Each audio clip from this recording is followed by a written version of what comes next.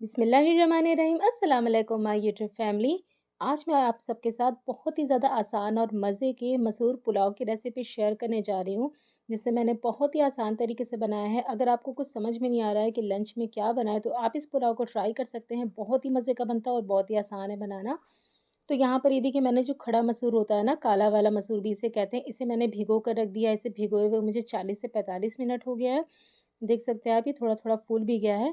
जब तक हम बाकी का प्रोसेस करेंगे ना, 10-15 मिनट के लिए और भीग जाएगा। मतलब हमें टोटल इसे 1 घंटे के लिए फुलाना है, जिससे कि जब हम इसे कुक करें ना, तो ये अच्छे से कुक हो जाए, क्योंकि हम इसे प्रेशर कुक नहीं करेंगे। और अब हम यहाँ पर चावल को फुला लेते हैं। 40-45 मिनट बाद आप चावल को फुलाएँ। तो यहाँ पर मैंने ये देखिए 1.5 कप चावल ले लिया है कप से। और इसी कप से मैंने आधा कप लिया था दाल। आधे कप दाल के लिए 1.5 कप चावल बिल्कुल परफेक्ट है, उसका 3 गुना। अब हम इसे अच्छे से वॉश करेंगे 3 से 4 पानी से, जब तक कि पानी क्लियर ना हो जाए। इसके बाद हम इसे रख देंगे भिगोकर। आधे घंटे के लिए चावल भिगोना है। तो चलिए हम तब तक स्टार्ट करते हैं बाकी की चीज़ें। सबसे पहले हम यहाँ पर पतीली में तेल डालेंगे। मैंने रिफाइंड ऑयल लिया है 2 चम्मच, और इसमें 2 चम्मच मैं देसी घी ऐड कर रही हूँ। आप चाहे तो पूरा घी में ये पुलाव बना सकते हैं, या फिर ऑयल में भी बना सकते हैं।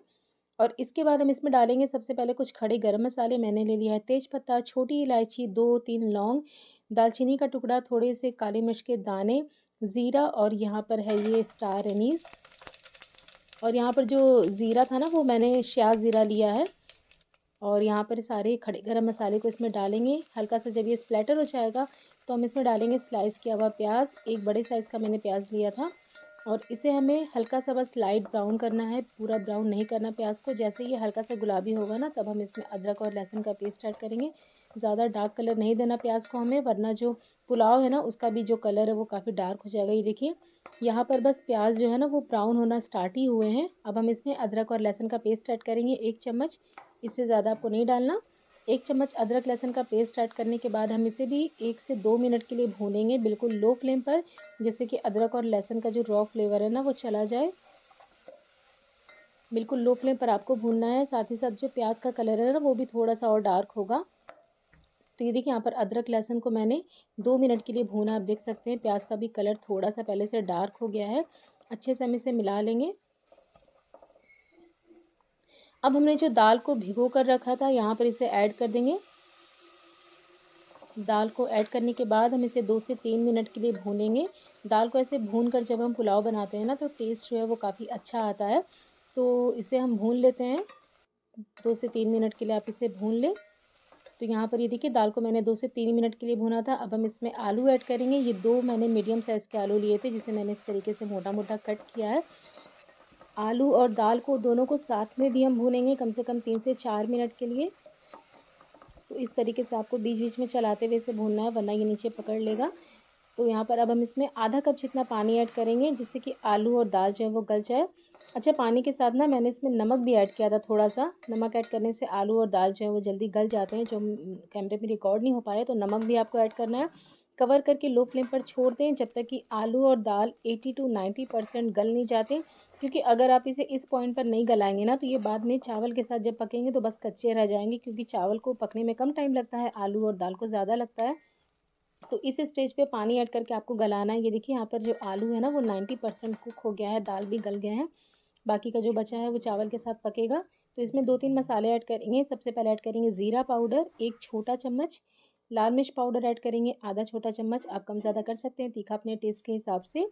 इसके बाद हम इसमें ऐड करेंगे टमाटर। ये एक मीडियम साइज़ का टमाटर मैंने लिया, और इसे देखिए मोटा-मोटा कट किया है। और 3 से 4 हरी मिर्च ले लेंगे। हरी मिर्च को मैंने बीच से स्लिट कर लिया है। और टमाटर इस तरीके से मोटा-मोटा कट करके डालने से ना, ये ज़्यादा गलते नहीं हैं, और इनसे लुक भी अच्छा आता है बाद में, और ये अच्छे लगते हैं, खड़े-खड़े दिखते हैं। तो सारी चीज़ों को बस हम 2 मिनट के लिए पकाएँगे मिक्स करके। अब इसमें चावल ऐड कर देंगे भीगे हुए। चावल ऐड करने के बाद आप इसे हल्के हाथों से मिक्स कर लें। गैस का जो फ्लेम है आपको इस टाइम पे लो पर रखना है, लो फ्लेम पर आप इसे पकाएँ।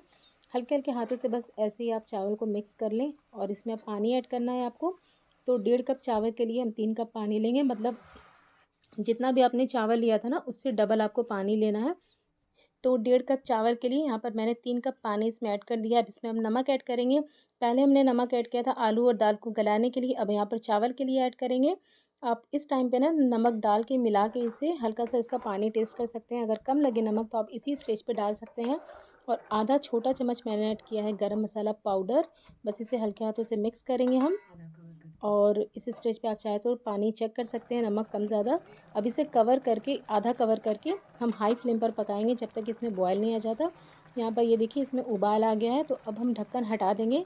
और ढक्कन हटाकर आपको हाई फ्लेम पर इसे पकाना है जब तक कि पानी ऊपर से ड्राई नहीं हो जाता। तो आप इसे हाई फ्लेम पर इसी तरीके से छोड़ दें। बिना कवर किए आपको पकाना है इसे हाई फ्लेम पर। तो ये देखिए हाई फ्लेम पर मैंने इसे पकाया है। आप देख सकते हैं ऊपर से पानी जो है वो ड्राई हो गया है, बस नीचे-नीचे पानी बचा है, बड़े-बड़े से आपको बुलबुले दिख रहे होंगे। तो इस स्टेज पे हम गैस का फ्लेम जो है लो पे करेंगे, दम पे रखेंगे इसे लो फ्लेम पर। आपको पकाना है कम से कम 7 से 8 मिनट के लिए। तो ये देखिए 7 से 8 मिनट के लिए मैंने इसे लो फ्लेम पर पकाया है दम पर। ये अच्छे से कुक हो गया है, चावल जो है वो अच्छे से बिल्कुल गल चुके हैं। यहाँ पर ये देखिए एक-एक दाना बिल्कुल अलग-अलग है। तो बस चलिए अब हम इसे सर्व कर लेते हैं। इसका मज़ा जो है ना वो गरम-गरम में ही आता है। आप इसे चटनी, रायता, सलाद के साथ या फिर अचार के साथ भी सर्व कर सकते हैं। ये बहुत ही ज़्यादा मज़े का लगता है। तो आप भी इसे एक बार ज़रूर ट्राई करिएगा इस आसान सी रेसिपी को। अगर आपको पसंद आई हो तो वीडियो को लाइक और शेयर करना ना भूलें। मिलते हैं एक और नई रेसिपी के साथ। तब तक के लिए अल्लाह हाफ़िज़।